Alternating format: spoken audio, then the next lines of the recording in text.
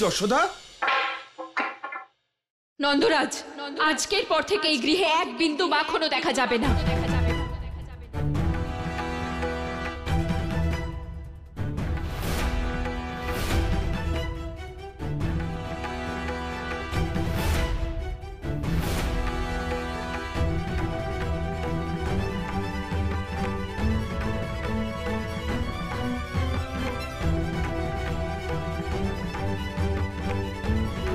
কখনো এরকম ভাবে রেগে যায় না, তাহলে আজ মায়ের কি হলো?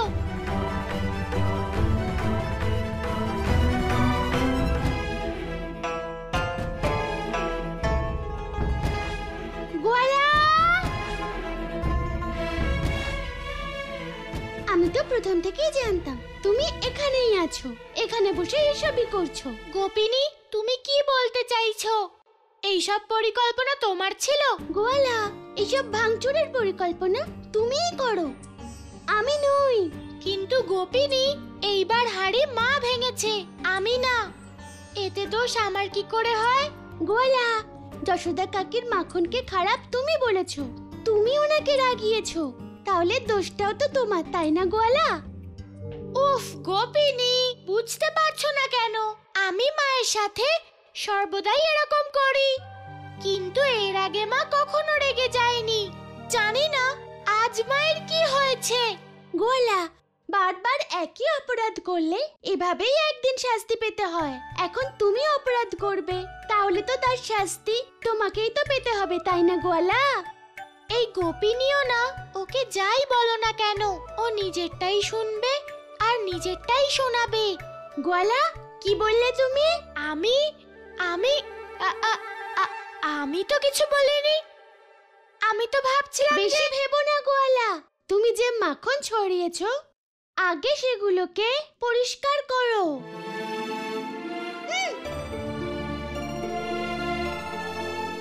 এই গোপিনী এমনিতে চঞ্চল, কিন্তু কখনো কখনো কাজের কথাও বলে ফেলে। সবার আগে আমার মায়ের রাগ ভাঙানো উচিত, কিন্তু কিভাবে রাগ ভাঙাবো আমি?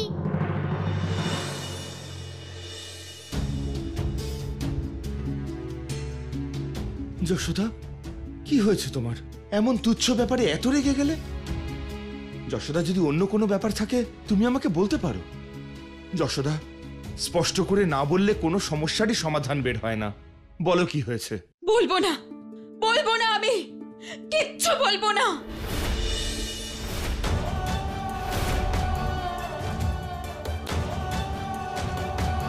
বলবো না, কিচ্ছু বলবো না, কখনো বলবো না তোমাকে। কংস, তুমি যতই অত্যাচার করো, কিন্তু এক মায়ের মমতার কাছে জিততে পারবে না। তোমার আসরিক শক্তি আমার কিচ্ছু করতে পারবে না।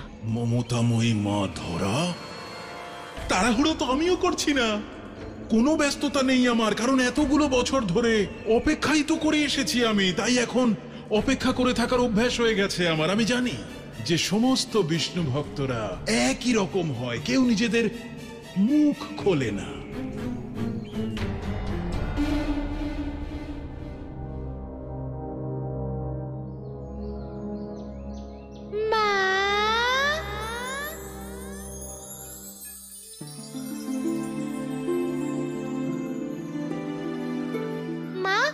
এখানে বসে আছো আর আমি তোমায় কোথায় কোথায় খুঁজছিলাম। মা, তুমি আমাকে সর্বদা নিজের হাতে মাখন খাওয়াও, কিন্তু আজ তোমাকে আমি নিজের হাতে মাখন খাওয়াবো।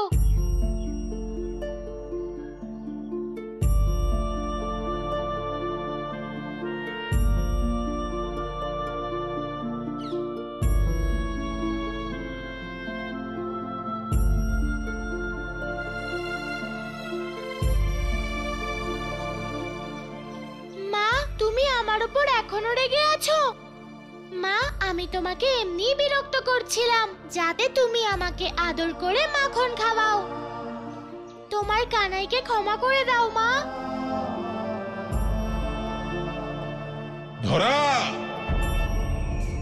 এবার আমি তোমার মমতাকে এত আসরিক করে তুলবো যে সে নিজেই আমার শরণে চলে আসবে, আর তারপরে সে ওই ছলনাকারীকে নয়, ভগবান কংসকে সহায়তা করবে।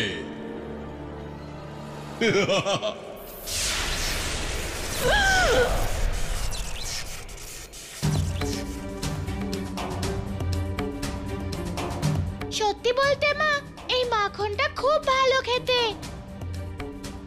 মা, একবার তুমিও খেয়ে দেখো না।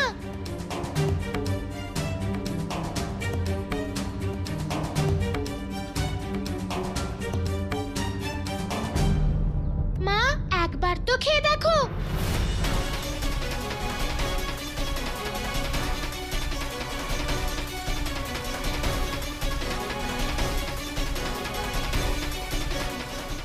আমাকে ক্ষমা করে দে পুত্র। আস্তে আস্তে আমার মমতা অসহায় হয়ে পড়ছে। আমার ক্ষমতা থাকলে আমি তোকে হৃদয়ের মধ্যে লুকিয়ে রাখতাম, কিন্তু এই আসরিক শক্তি, আমি অসহায় পুত্র, আমি অসহায়।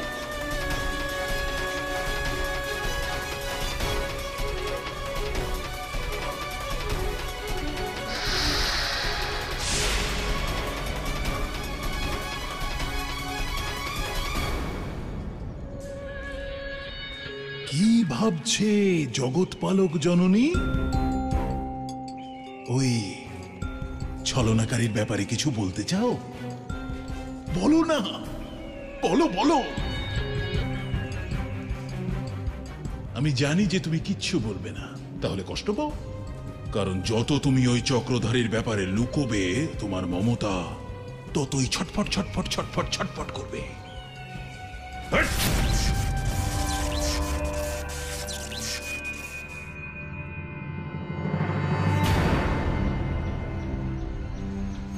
আজ থেকে না আমি তোকে মাখন খাওয়াবো, আর না তুই আমাকে মিথ্যে ভালোবাসা দেখাবি। আজকের পর থেকে তোর জন্য মাখন বানানো আর তোকে খাওয়ানো চিরকালের মতো বন্ধ।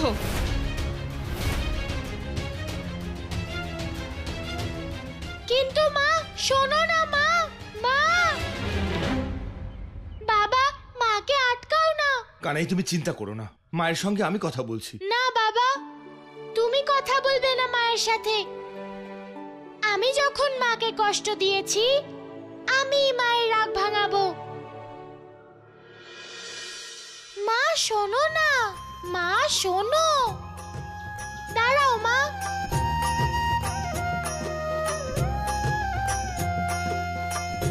মা, আমি আমার ভুল স্বীকার করছি। আরে মা, ও মা, মা,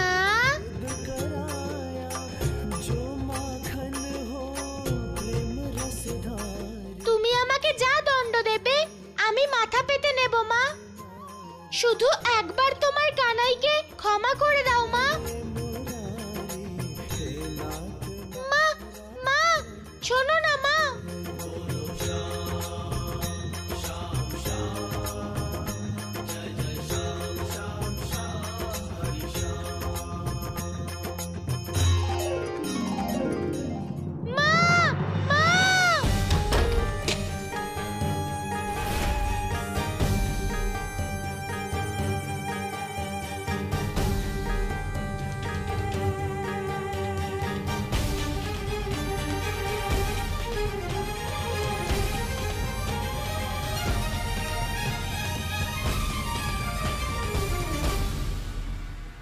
প্রভু, একদিকে মা ধরা, যার ওপর কংস অত্যাচার করছে, আর অন্যদিকে মা যশোদা, যার ব্যবহার হঠাৎ করে পাল্টে গেছে।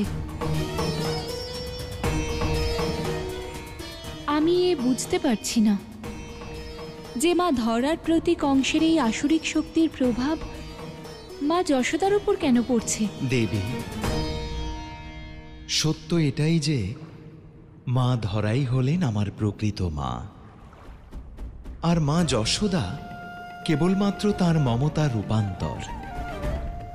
তাই আমার প্রত্যেক অবতারের মতো আমার এই অবতারেও মাতা ধরার মমতা মা যশোদা রূপেই আমাকে পালন করছেন। তাই মা ধরার সাথে যে অন্যায় হচ্ছে তার সম্পূর্ণ প্রভাব মা যশোদার ওপরেও পড়ছে। কিন্তু প্রভু,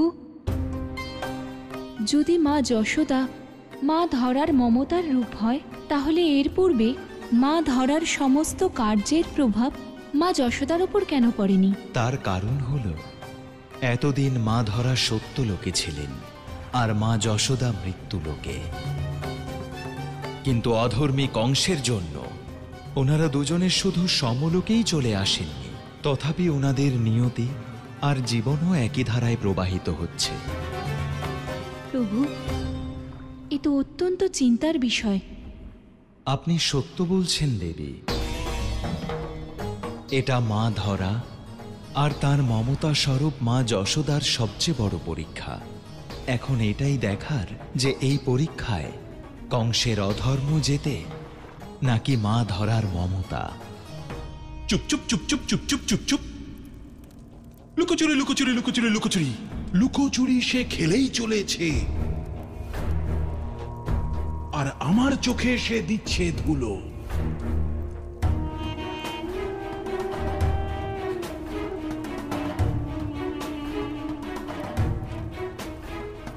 দৈব বাণী করে ভয় দেখায়, আমার ভয়ে ভয়ে কাটে সময়গুলো।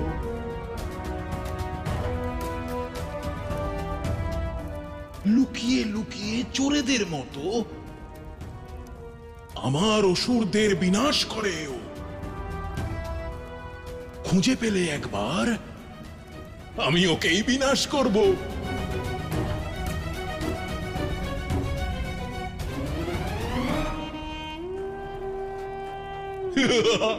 কারো কারো কালো, কারো কারো ঘোলা, কারো কারো হয় নীল চোখ। এবার আসে যদি নেত্রাসুর, তবে পালাবে সবাই করে সুরসুর। নেত্রাসুর!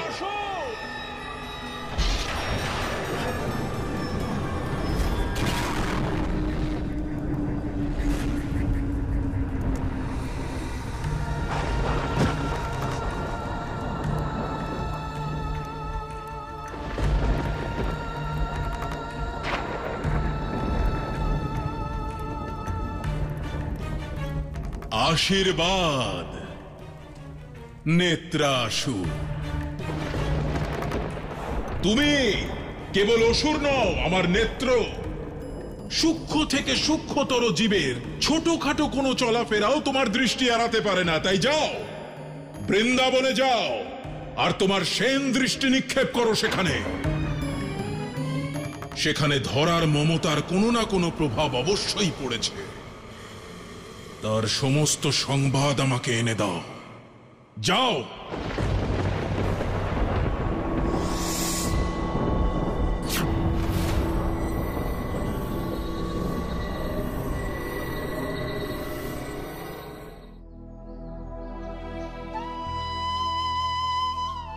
মা, তুমিই তো বলো যে সন্তানরা ভুল করে আর মায়েরা সেই ভুল ক্ষমা করে দেয়। তাহলে এইবারে আমি এমন কি ভুল করলাম মা, যে তুমি আমার মুখও দেখতে চাও না? গোয়ালা, এ কি? সবাইকে যে জ্বালাতন করে সেই গোয়ালা দুঃখী হয়ে বসে আছে।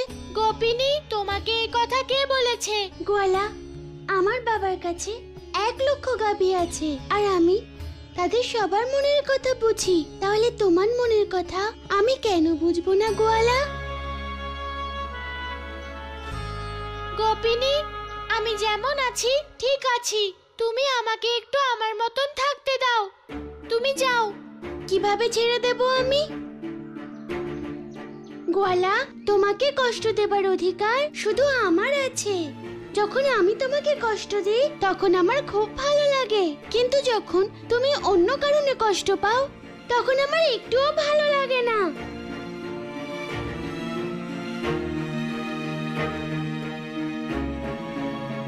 তুমি যশোদা কাকিকে নিয়ে চিন্তিত, তাই না গোয়ালা? হ্যাঁ গোপিনী, জানি না কেন আমার মনে হচ্ছে যে মায়ের কষ্ট পাওয়ার পেছনে এমন কোনো কারণ আছে যেটা মা নিজেও জানে না। গোয়ালা, তুমি চিন্তা করো না। যশোদা কাকির সমস্যার সমাধান আমরা দুজনে মিলে করব। আর যখন রাধা আর কানাই একসাথে হয় তখন সমস্যার এমনিতেই সমাধান হয়ে যায়। তুমি দেখো কোয়ালা, যশোদা কাকি একদম আগের মতো হয়ে যাবে, একদম ঠিক হয়ে যাবে।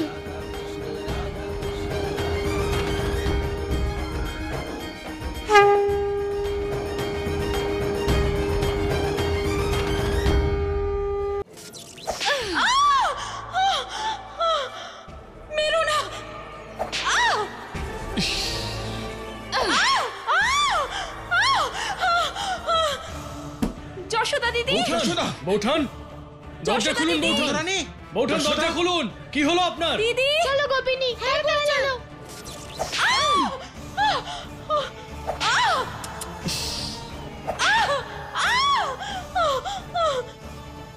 যশোদা, বৌঠান বল। বলবো না, কিচ্ছু বলবো না। বলবি না? যশোদা দিদি, কি হয়েছে আপনার বৌঠান? বল। বলবো না, কিচ্ছু বলবো না।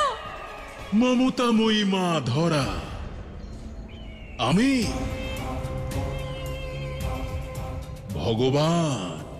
ভগবান কংস, আর ভগবান কংসের সম্মুখে আপনার মমতাকে তো পরাজিত হতেই হবে।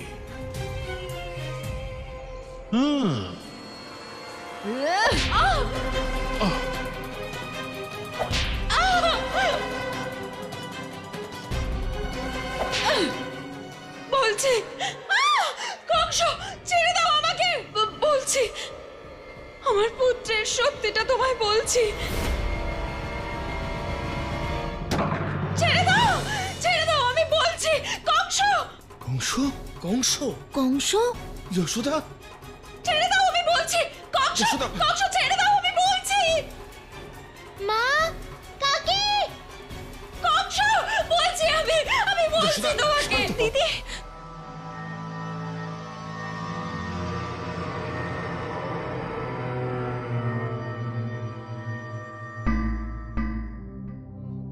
কংস, আমার মাকে এই পরিস্থিতিতে এনে দাঁড় করিয়েছো কংস। আমার মায়ের দুঃখের কারণ কংস, আমার মায়ের সমস্ত কষ্টের কারণ কংস। কংস, কংস, কংস। ধরা, ধরা, বিষ্ণুকে জন্ম দেয় আর পালন করে যে মা, সে চিরনিদ্রায় চলে গেল না তো? মেরে ফেলেছ, তুমি ওকে হত্যা করেছো।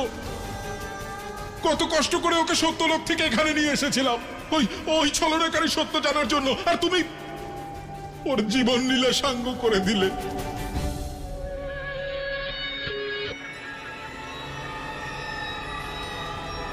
এবার আমি কি করে খুঁজে পাবো সেই বালককে?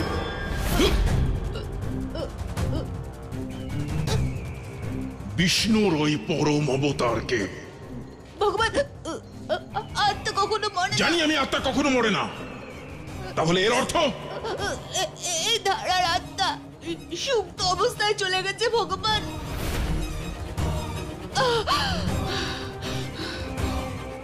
ভগবান,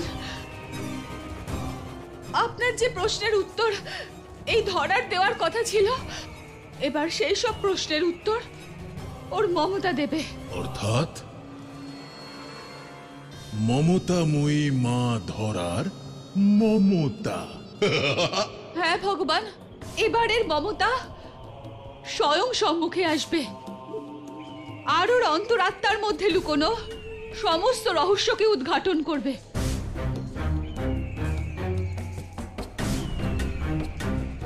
চক্রধারী, ও চক্রধারী, এবার ভগবান কংসের থেকে তোমাকে কোনো ছলনাই বাঁচাতে পারবে না।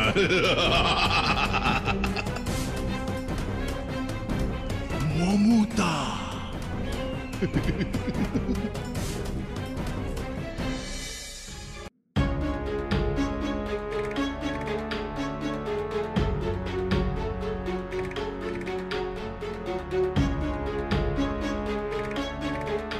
যশোদা, যশোদা। মিত্র, আমার কিচ্ছু মাথায় ঢুকছে না। যশোদার আচরণে এত বড় পরিবর্তন, বারবার অজ্ঞান হয়ে যাওয়া, কংসের নাম নেওয়া, আমি কিছুই বুঝতে পারছি না। একটা বিষয় তো স্পষ্ট মিত্র, যে এই সব কিছুর পেছনে কংস রয়েছে। অবশ্যই ও বৃন্দাবনবাসীদের বিরুদ্ধে নতুন কোনো ষড়যন্ত্র রচনা করছে। কিন্তু এর সঙ্গে যশোদা দিদির কি সম্পর্ক? বুঝতে পারছি না। কিন্তু বৈদ্যমশাই এলেন না কেন? বৈদ্যমশাই এসেছেন। আসুন বৈদ্যমশাই। বৈদ্যমশাই, তাড়াতাড়ি করুন। অনেকক্ষণ হয়ে গেছে, তবুও যশোদার জ্ঞান ফেরেনি। কাকা, কানাই কোথায়? কানাই? কানাই তো এখানেই ছিল। যশোদা কাকির এমন অবস্থায় কানাই এখানে নেই। নিশ্চয়ই কিছু একটা ঘটেছে, আমি দেখে আসছি। দাঁড়াও বলরাম, আমিও তোমার সঙ্গে যাচ্ছি। চলো দামোদর কাকা।